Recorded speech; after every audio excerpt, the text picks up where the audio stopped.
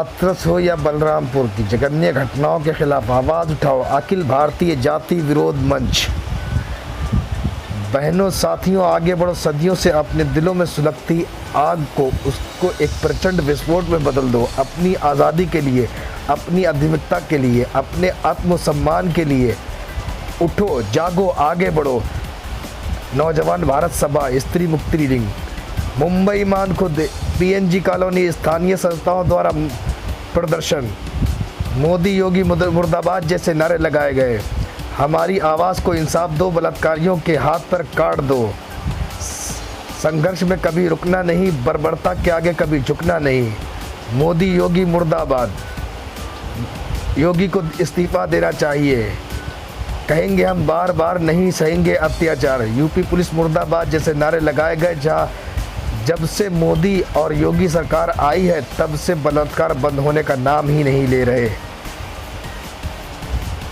हाथरस हो या बलरामपुर या कुलदीप सेंगर हो या चिमयानंद, ये सारे के सारे बीजेपी के लोग हैं। सरकार इनको पर लगाम कसना चाहिए, ना कि इनको शय देनी चाहिए। सरकार इन लोगों को संरक्षण दे रही है।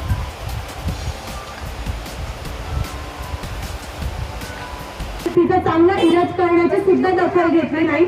त्यानंतर जेव्हा तिला सफदरजंग हॉस्पिटलमध्ये तिने जीव तोडला, त्यानंतर तिचा जो मृतदेह होता तो तिच्या घरच्यांच्या विनंतीला न जुमानता मध्यरात्री 2:30 वाजता यूपी पोलीस प्रशासनाने तिच्या आई वडिलांना, नातेवाईकांना घरात कोंडून तिचा अंत्यसंस्कार केला। कारण फक्त एकच की त्यांना सगळे जे पुरावे होते ते नष्ट करायचे होते।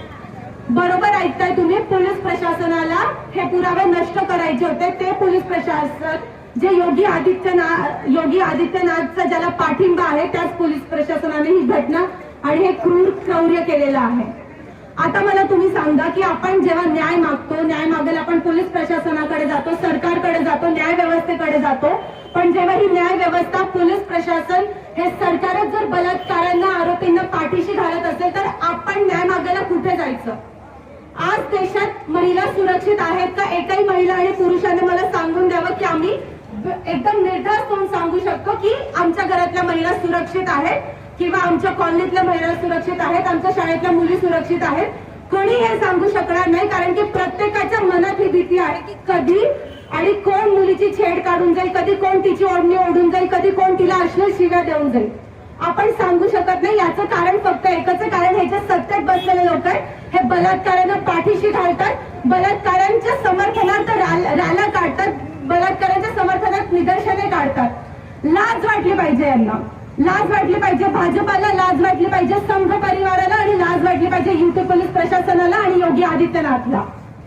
माझी तर मागणी आहे, स्त्री मुक्ती लीग, नौजवान भारत सभा आणि इकडे जमलेल्या सगळ्यांची ही मागणी असली पाहिजे की ह्या सीएमने म्हणजे योगी आदित्यनाथने रेजिग्नेशन द्यायला पाहिजे, राजीनामा द्यायला पाहिजे। त्याचा सत्तेत बसून काही उपयोग नाहीये।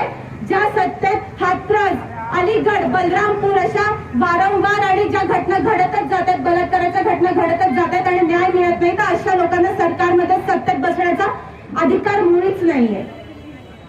यानंतर यांनी एक काम केलं, ते कुलदीप सिंग सेंगर म्हणजे उन्नावच्या पण बलात्काराची घटना घडली होती, त्यातला जो आरोपी होता, जो भाजपचा सांसद आहे, त्याच्या समर्थनार्थ तिरंगा घेऊन जय श्रीरामचे नारे लावत यांनी रॅल्या काढल्या आणि हेच त्यांनी आसिफाच्या वेळेस देखील केलं। म्हणजे प्रत्येक वेळेस बलात्कारांना पाठीशी घालतात, त्यांच्या समर्थनार्थ रॅल्या काढतात। याचा अर्थ काय समजायचा?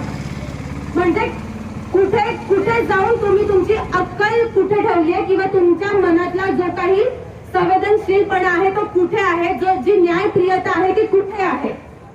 ती इथे कुठेच आपल्याला दिसत नाहीये।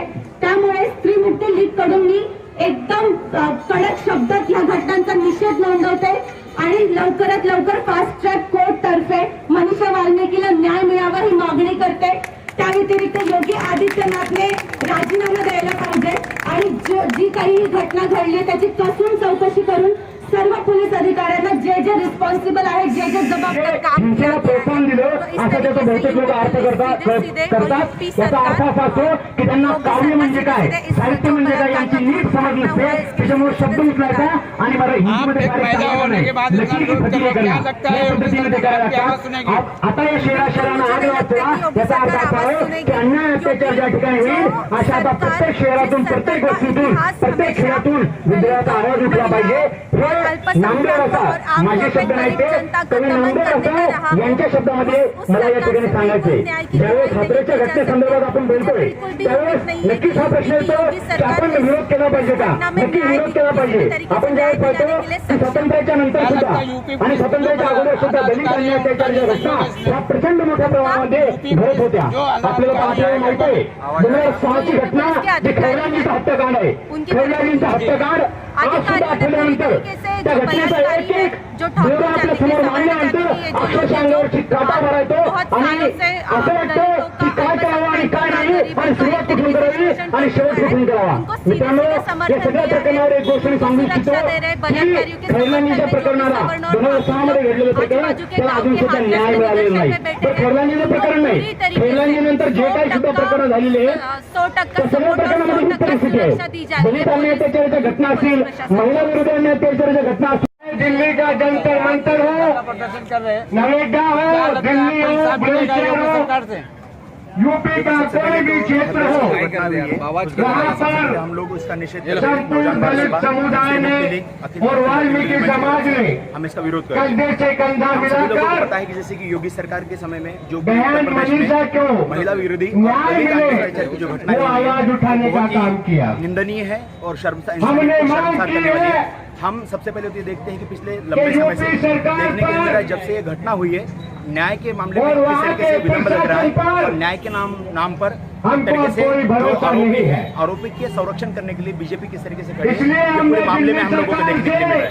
इसीलिए सबसे पहले तो भारत की बताया जा रहा है कि सरकार SIT की से जांच होगी, ये जांच होगी, वो जांच होगी, ये लेकिन जांच के मांग नाम की पर है वही किया जा रहा है जैसे कि उच्च स्तरीय उसी उसकी जांच मनीषा हो. जो लड़की है, जो पीड़ित लड़की थी, तो उच्च उसको रात को 2:30 बजे स्तरीय जला दिया जांच गया. हो. मैं ये कहता हूँ जैसे कि ये तब ऐसी का नौबत आ पड़ी कि रात को 2:30 बजे जलाने की जरूरत पड़ी. न्याय मैं मिलेगा, चाहता हम हूँ समझ कि सकते योगी हैं. सरकार, बीजेपी सरकार आरोपियों को बचाने के पीछे तुली है. इसलिए मैं जो मेरा वहाँ सीधा पे कहना है SIT बनी, कि योगी सरकार को इस्तीफा दे देना SIT के चाहिए जो लोग और ये कहना हैं, चाहिए कि सरकार चलाने के लिए हम आप जानते नाकारे लोग होंगे हैं, हम सरकार नहीं चला सकते. ये योगी सरकार को कह देना चाहिए. क्या लगता है उत्तर प्रदेश में बहन जी की सरकार तो में हमको क्या न्याय उसमें के न्याय मिल कैसे रहा था उससे आपको? उम्मीद कर सकते हैं भाई? मायावती जी की सरकार नहीं। में क्या लग रहा था हमको आपको? क्या उससे न्याय आरोप नहीं मिल सकता. बहुत सारी बार ये भी मतलब ये भी इसलिए सवाल होता है कि जैसे कि योगी की सरकार सही नहीं हमने तो क्या वो मायावती की मांग सरकार की सही है थी क्या?